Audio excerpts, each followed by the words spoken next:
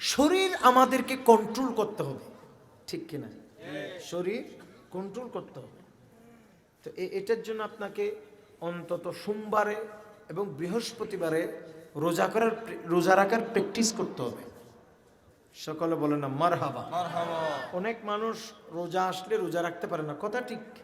গোটা বছর তো তার সাথে রোজার কোনো সম্পর্ক নাই, কিন্তু রোজা রাখে অভ্যস্ত নয়।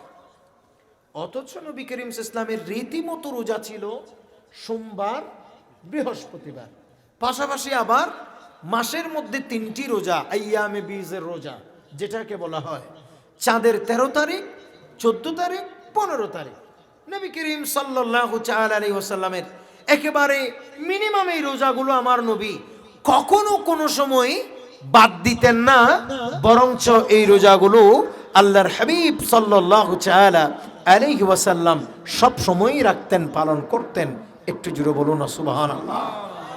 আপনিও ভাই অন্তত সেই রোজাগুলো রেখে অভ্যাস করে, তাহলে তারপর আপনার আর রোজা আসলে আর বলতে হবে না আমি ওই সাথে আইনে পারি রোজা আইনে পাইজম ও বুক এতদিন কেন রোজা দেখুম, এই ডর এই ভয় আর আপনার লাগবে না। কারণ আপনি তো পুরো 11টা মাস ট্রেনিং এর মধ্যে ছিলেন, পুরো 11 মাস রোজার প্রশিক্ষণের উপরে আপনি ছিলেন। পুরা মাস না রাখলেও অন্তত সপ্তাহে একটি রোজা আপনি পালন করেছেন। সেই অভিজ্ঞতা থেকে রমজানুল মুবারকের 30 রোজা, 29 রোজা আপনার কাছে আর বিরক্তিকর বলে মনে হবে না, আপনার কাছে আর বুঝা বলে মনে হবে না, আপনার কাছে এটা নিয়ামত বলে মনে হবে। কথা বলেন ঠিক কিনা? তারপরে আপনার শরীরও কন্ট্রোলে চলে আসবে। অনেক মানুষ প্রচুর খাবার কন্ট্রোল করে, জিজ্ঞেস করি যে কেন খাচ্ছেন না, তো বলা হয় যে আমার ডায়াবেটিস আছে। হয়ে যাওয়ার পর কন্ট্রোল করলেও কি না করলেও কি, হয়ে তো গেছেই। কথা বলুন, হয়ে তো গেছে। বরঞ্চ আমি বলবো যে যাদের কোনো ডায়াবেটিস হয় নাই, যেভাবে ডায়াবেটিস রোগী চলে ঠিক সেভাবে আপনারাও চলেন, আপনিও চলেন। ডায়াবেটিস ওই জনের পরে সতর্ক হইল কি নইল কি বা তুই কি মাথা নাইবে কি বই কি বার হনো যাইবে সম্ভাবনা নাই। কিন্তু যাদের হয় নাই মাথা না, যাদের হয় নাই অন্তত তারা নিজেকে কন্ট্রোল করে সপ্তাহে পারলে 1টা 2টা, মাসে 3টা এই সমস্ত রোজাগুলো রাখে, আপনার শরীর একটা কন্ট্রোলে চলে আসবে ইনশাআল্লাহ। কথা বলেন না ঠিক নেবে ঠিক? চেষ্টা করেন, অভ্যাস করেন দিনই কাজে। কিন্তু এখন তো আপনি দিছে গরু গোস্তর বাটি পাইছেন, নিজের ঘরত মাঝে হিসাব কিতাব করে খাইলেও মাইশোর এটা দহতত গিলে একবারে লেস তুলি হাত দেখো আছে না নাই? ওরে বাপলে বাপ, মাইশোর এটা গিয়ে দেখো বাদ না হয় শুধু গোস্ত হাবি দি এখানে ডর করে নাউজুবিল্লাহ নহর। এগুলিতে আল্লাহর রহমত আসে না, আল্লাহর গজব আসে, আল্লাহর দয়া আসে না। আপনি এ ধরনের পর মারার খেয়াল করলে এখানের ভিতর কখনো আল্লাহর নিয়ামত পাবেন বলে মনে করবেন না। হয়তো সাময়িক ভালো খাবার খেয়ে আপনার নফস সন্তুষ্ট হবে, কিন্তু কখনো কলব সন্তুষ্ট হবে না। আপনার নফস হয়তো একটু প্রফুল্ল হবে, কিন্তু আপনার দিল, আপনার হৃদয় যেটাকে বলছেন সেই হৃদয় মরিচিকা ধরে ধ্বংস হয়ে যাবে। কথা বলেন ঠিক না?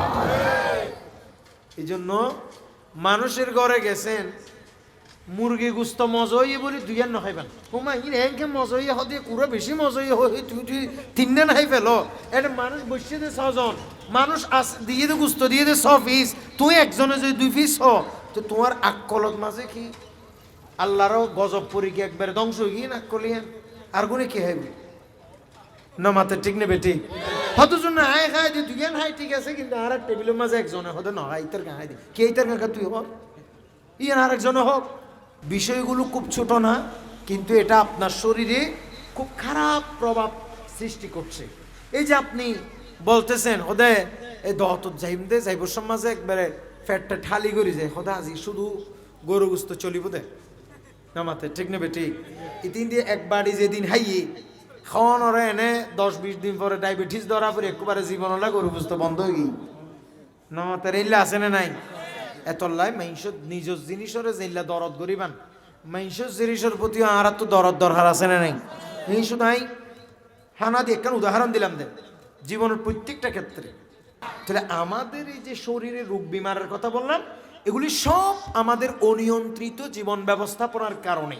কিন্তু সাহাবায়ে কেরাম রাদিয়াল্লাহু তাআলা আনহুম দেখেন, আমি যে সেই বুখারীর কথা বলছি, হযরতে ইমামে বুখারী রাহমাতুল্লাহ আলাইহি, আবু আব্দুল্লাহ ইসমাইল বুখারী রাহমাতুল্লাহ আলাইহির কথা বলছি, যিনি বুখারী শরীফ রচনা করেছেন, তিনের জীবনীতে আছে, ইমাম কিরমানি নোট করেছেন, ইমাম বদরুদ্দিন আইনি নোট করেছেন, এভাবে বড় বড় উলামায়ে দ্বীন উনার জীবনী গ্রন্থের মধ্যে উল্লেখ করেছেন। বলে ইমামে বুখারী রাহমাতুল্লাহ আলাইহি গোটা জিন্দেগীর প্রায় 16টি বছর, কয় বছর? 16 বছর তিনি কোনো বিজা খাবার, তিনি কোনো জুল জাতীয় কোনো খাবার গ্রহণ করেন নাই। 16টি বছর তিনি শুকনো শুকনো রুটি খেয়ে জীবন যাপন করেছেন। বলেন সুবহানাল্লাহ। কি রুটি বলেন না কি? হন রোগই না মাতো না আর ডলে জটিল কঠিন হন রোগ আসিল নে।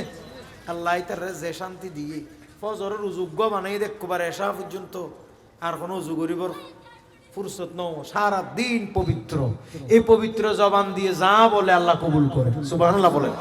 এই পবিত্র জবান দিয়ে যা চাই আল্লাহ তা দিয়ে দেয়। বলেন আল্লাহু আকবার। তা আপনিও করেন।